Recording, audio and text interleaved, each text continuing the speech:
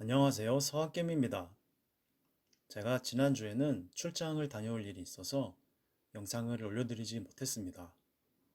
기다려주셨던 구독자분들께 먼저 죄송하다는 말씀 드리겠습니다. 그러면 지난주 국내 투자자들이 가장 많이 순매수했던 미국 주식은 어떤 종목인지 확인해 보도록 하겠습니다. 해당 내용을 알기 위해서는 증권정보 포털이라고 하는 세이브로 사이트로 접속을 합니다.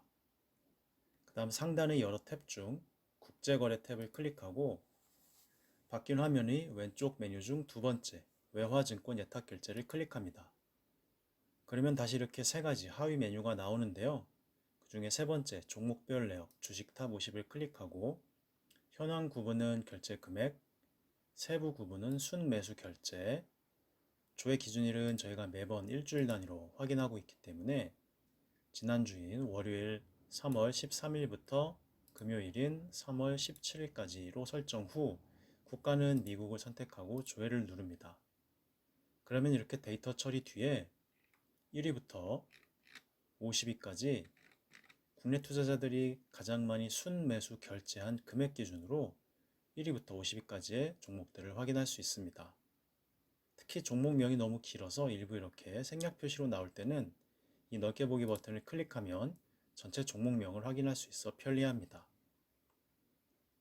그러면 저번 주죠. 저번 주 국내 투자자들이 가장 많이 순매수한 1위부터 10위 종목은 제가 이렇게 정리를 해 두었습니다.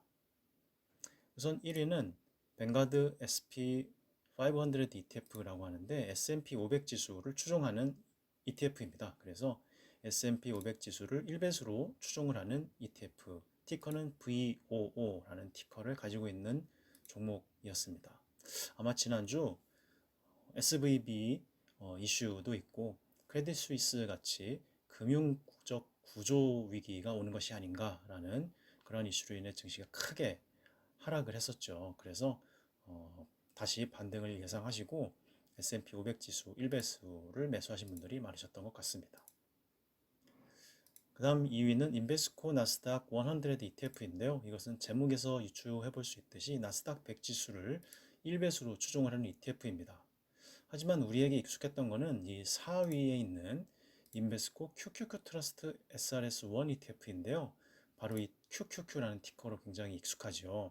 근데 2위에 위치해 있는 것은 내용은 동일한데 나스닥 100 지수를 1배수로 추종을 하는 ETF인데도 티커가 다릅니다. 그래서 QQQM이라는 티커를 가지고 있고 차이를 찾아보니 QQQ는 운영 수수료가 0.2%인 반면 QQQM은 똑같은 나스닥 100 지수를 추종함에 대해서도 운영 수수료가 0.15%로 약간 낮은 편입니다.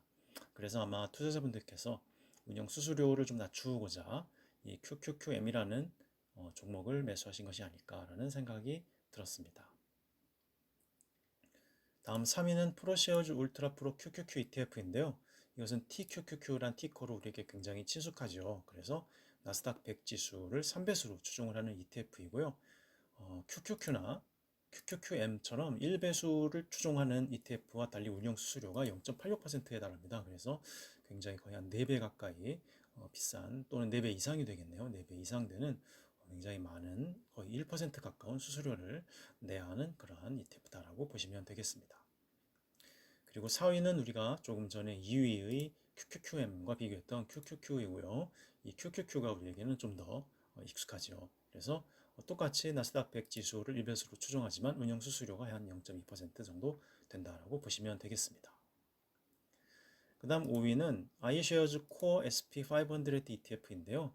이것 역시 S&P 500 지수를 1배수로 추종하는 ETF입니다. 그래서 티커는 IVV라는 티커를 가지고 있고 지난주 1위였던 VOO와 운영 수수료도 동일하다는 것을 확인할 수 있었습니다.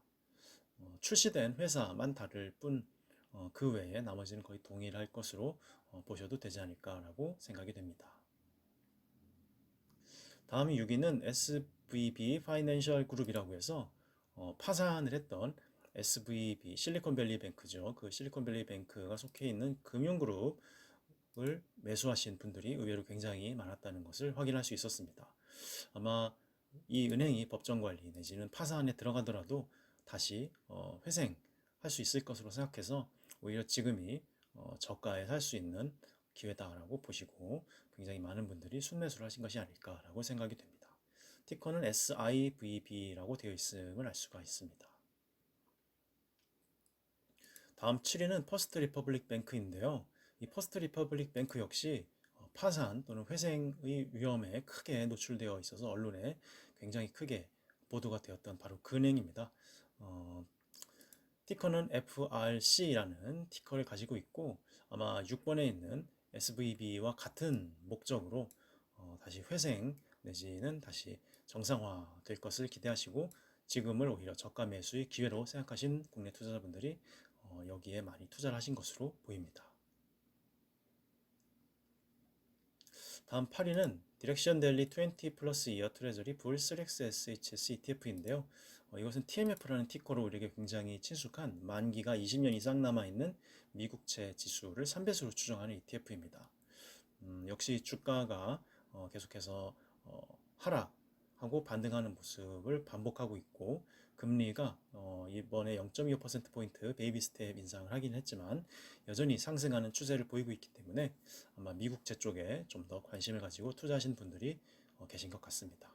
TMF는 미국 증시가 급락을 시작한 재작년 말, 그 다음 작년 말, 2021년 하반기부터 2022년 초죠. 그 사이부터 많은 분들이 이 채권 관련해서는 TMF를 매수하시고 계신 것으로 확인되고 있습니다. 다음 9위는 디렉션 델리 SP 바이오테크 불 3X SHS ETF인데요.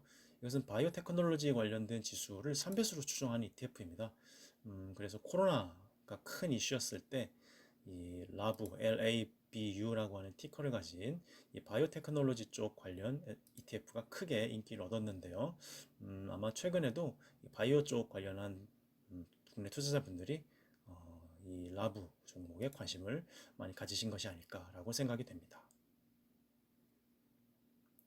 다음 마지막 10위는 슈와브 US 디비던드 에큐티 ETF인데요. 이것은 SCHD라는 티커로 우리에게 굉장히 많이 알려져 있는 그러한 ETF로서 배당주들의 가격 지수를 추정하는 ETF입니다.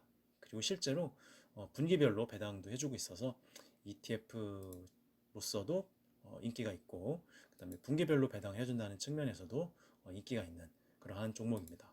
그런데 이 SCHD가 퍼스트 리퍼블릭 뱅크 쪽과 관련되어서 가격이 크게 하락을 했는데 오히려 지금을 저가 매수의 기회로 생각하시고 진입하신 분들이 많으셨던 것 같습니다. 이렇게 가격이 크게 급락했을 때 배당주 쪽 배당과 관련되어 있는 ETF나 또는 개별 종목에 들어갔을 때는 그 배당 수익률이 굉장히 시가 배당률 기준에 따라서 크게 높아지기 때문에 저가 매수를 할 수 있는 그런 충분한 요인이 된다라고 생각이 됩니다.